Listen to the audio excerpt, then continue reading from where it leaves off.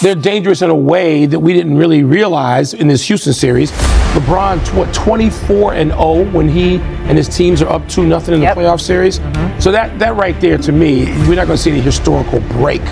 The question is, can they do this long enough to get either Luka or Austin Reaves back in the line? Kevin Durant just posted a career playoff-high 9 turnovers in Game 2, and somehow the Houston Rockets scored more points without him in Game 1 than they did with him in Game 2, 98 without Durant, only 94 with him. At the same time, a 41-year-old LeBron James turned back the clock by dishing out hate assists in the first quarter of Game 1, the most is ever recorded in a single quarter of any playoff game in his career. None of this is supposed to happen. Durant is making mistakes we've never seen from him, while LeBron is still setting new postseason marks 2 decades into his NBA journey. But that's exactly what has made these playoffs so unpredictable, proving that when the stakes are highest, the NBA always finds new ways to surprise us.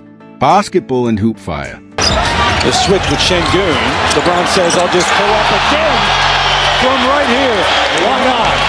You might not want to upset that man. With both Luka Doncic and Austin Reaves sidelined by grade 2 muscle strains suffered on the same night in Oklahoma City, almost nobody gave the Los Angeles Lakers a chance. 15 of 16 ESPN experts picked the Houston Rockets to win the series, and even prominent analysts openly called the Lakers' victory nearly impossible. The reasoning was simple. Los Angeles was missing roughly 56 points per game of offense and facing a younger, deeper Houston squad built to overwhelm short-handed opponents with relentless physicality and depth. On paper, the matchup looked completely one-sided. But playoff basketball isn't played on paper. 2 games into the series, the Lakers have flipped every prediction upside down and stunned the basketball world by taking commanding 2-0 lead. Fire basketball and hoop. Right pass. Quick first step, reverse dunk. He still does that, by the way. That quick first step right here. Oh, beautiful. Look at the dunk. Now, let's be clear. This isn't a the Lakers are back, stop planning the parade situation. They caught the Rockets without Kevin Durant in Game 1, shot at a historically unsustainable level, and even if they survived this series, a matchup with the Oklahoma City Thunder would be a completely different challenge. But reducing these first 2 games to they got hot and won misses what's actually happening. The team holding a 2-0 lead barely resembles a Lakers squad we watched during the regular season. Instead, it looks like a roster that head coach JJ Redick essentially rebuilt from scratch in less than 2 weeks after Luka Doncic and Austin Reaves suffered grade 2 injuries in the same game against Oklahoma City. Once those MRI results came back, most analysts considered the series over before it started.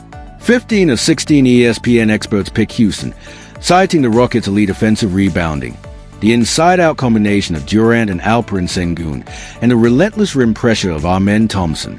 On paper, the Lakers looked destined to get dominated in the paint and on the glass. Then Game 1 tipped off, and everything changed. Los Angeles shot 60% from the field, posted a franchise playoff record effective field goal percentage, and got a perfect shooting night from sharpshooter Luke Kennard. But the real story wasn't the shooting. It was a completely different identity Redick had created. One that has turned this series into the most fascinating subplot of the entire first round. Fire basketball and hoop. By Smith. Kennard tries a 3. Got it! Kennard! It is a strong script, but it repeats the same idea several times. For better audience retention, you can tighten it into one powerful closing section. Game 2 is where this series stopped looking like a fluke and started looking like a coaching masterclass. The Lakers' shooting cooled off, Kevin Durant returned, and yet the result was exactly the same. Los Angeles built a double-digit lead, weathered Houston's run, and closed the game behind LeBron James and Marcus Smart. The most shocking number? Houston scored 98 points in Game 1 without Durant and only 94 in Game 2 with him. Add one of the greatest scorers ever and somehow your offense gets worse. That's not bad luck. That's a team being taken out of its comfort zone. Since Luka Doncic and Austin Reaves went down, JJ Redick hasn't tried to replace their production. Instead, he completely reinvented the Lakers.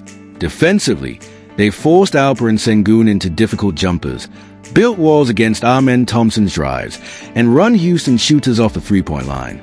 Offensively, they've simplified everything. LeBron runs the show. Luke Kennard fires whenever he sees daylight. Marcus Smart attacks secondary defenders. and everyone knows exactly where they're supposed to be. There are no complicated sets or endless adjustments, just clarity and execution. Though what's making this even more impressive is Houston's response. The Rockets keep trapping LeBron, which sounds aggressive until you remember you're trapping arguably the greatest playmaker in basketball history. Every double team creates a rotation, every rotation creates an opening, and LeBron keeps making the right read. Through 2 games, nobody has controlled this series more than a 41-year-old LeBron James. Not Kevin Durant, not Alperen Sengun, not anyone else. And that's the incredible part. This wasn't supposed to be LeBron's team anymore. It was supposed to belong to Luka and Austin Reaves.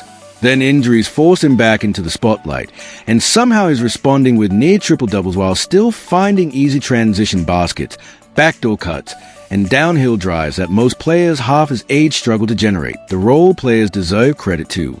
Kennard has become a playoff flamethrower. Smart looks rejuvenated. Deandre Ayton has made life miserable for Sengun. Together, they've given the Lakers an identity that nobody saw coming. Does it mean they are championship contenders? Probably not. Oklahoma City would still be a massive challenge, and getting Luka or Reaves back from injury is no guarantee. But that's what makes this story so compelling. A team everyone expected to lose in 5 games is suddenly up 2-0 because their coach rebuilt the roster's identity on the fly, and their 41-year-old superstar turned back the clock yet again. Whether this run lasts another week or another month, it's already become one of the most fascinating stories of the entire postseason.